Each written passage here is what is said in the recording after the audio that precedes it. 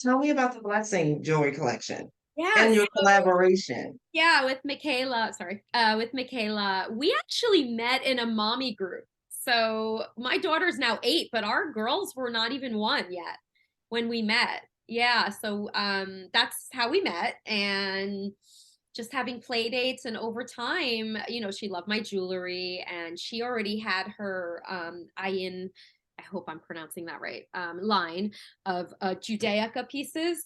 So she actually, all her pieces are all handcrafted by women, artisans in Mexico. Her husband's Mexican. Yeah, so they know a whole local community, and the women are treated, obviously very well, and it brings them together. It's a community. It's wonderful, and it brings them work as well. So it's really beautiful. And so all I don't know if you're familiar with challah.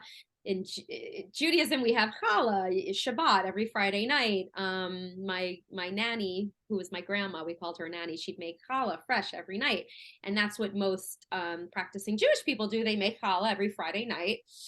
I don't, but it's wonderful. And she makes these challah covers, and they all have like the sayings on top, whatever. I'm not sure if they're all the same saying or in Hebrew. Yeah. Um, Oh, yeah. and it's all hand stitched and hand woven, and it's amazing. And so she came to me knowing that I make hand jewelry, everything done by hand. So, well, most of my pieces, yes, by hand.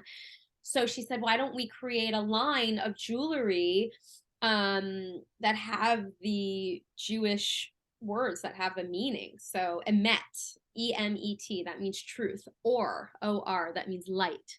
Shalom means peace. All these different words. And so I said, why not? And she asked me first, can I do them in the actual Hebrew lettering? That's just very hard. I Mhm. mean, I could figure it out, but some of it's so different. Especially in gold fill, it doesn't get heated. It's all just done by hand by me. So I'm doing it in English letters, but it's still in the Hebrew words. Okay. And that's been very well, doing very, very well. And yeah, we're gonna see where that's gonna take us going forward. We're trying to see what to do next. That's So pretty that's still too. on, it's still on the side, but yeah, it's really, the women love it. They just love Yeah. it. It's beautiful. And then Okay. they, sometimes again they'll have their daughters' names, or they'll ask us to do a different Hebrew word. And It's beautiful. Absolutely. thank you. Um, let's see. I think you kind of talked about a little bit if somebody were like how long the process takes you, but Yes, if you can kind of expound a little bit on like if somebody were to contact you, yes. what would be the process for getting a custom piece done? Absolutely. I mean, a custom piece, I mean, I would always tell them it's never going to be less than 4 weeks, just because, I always have to sketch. I'll sketch out first just to make sure so they can see. And like this, everything's on Zoom or email. So sketching is really important because you're not normally one on one anymore. So yeah, I'll sketch it out. Then she'll come back to me, he or she, they'll come back to me and say, you know what, I think I like this, but can you do it like this? Da, da, da. And it goes back and forth. That could be a whole week, just depending on each other's schedules. And then once we come to the agreement of what it's going to be, then I go source my material. I'll start the process.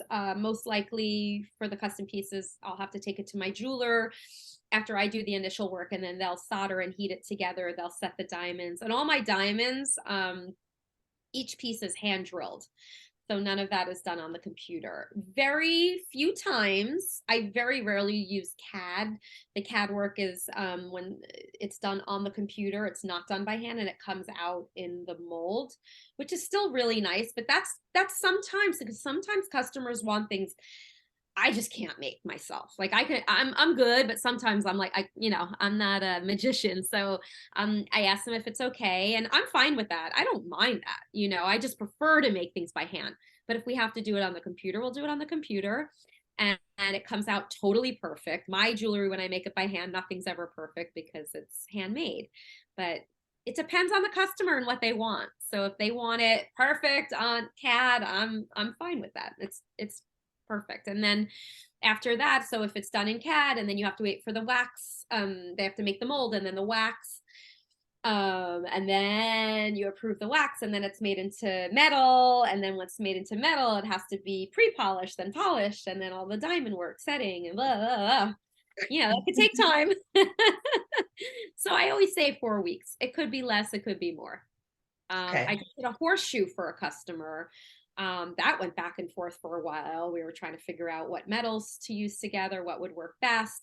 I hand carved it, the horseshoe by hand. That took me 3 tries because I'm kind of a perfectionist, even though it's never going to be perfect. But I did it 3 times and it finally, I think she likes it. I hope so. But yeah, I'm but that sure. took I'm some time. That sure. took some time. That's on one Yeah. of my Instagram videos. You see me like filing and carving and yeah.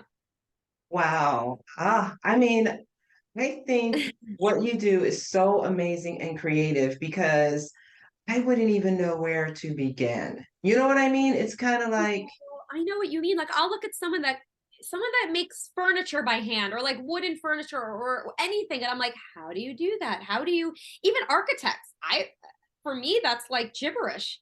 But I don't know. I mean, I was always in fashion. My mom taught me how to sew growing up. She taught me hook a rug. She taught me like everything creative.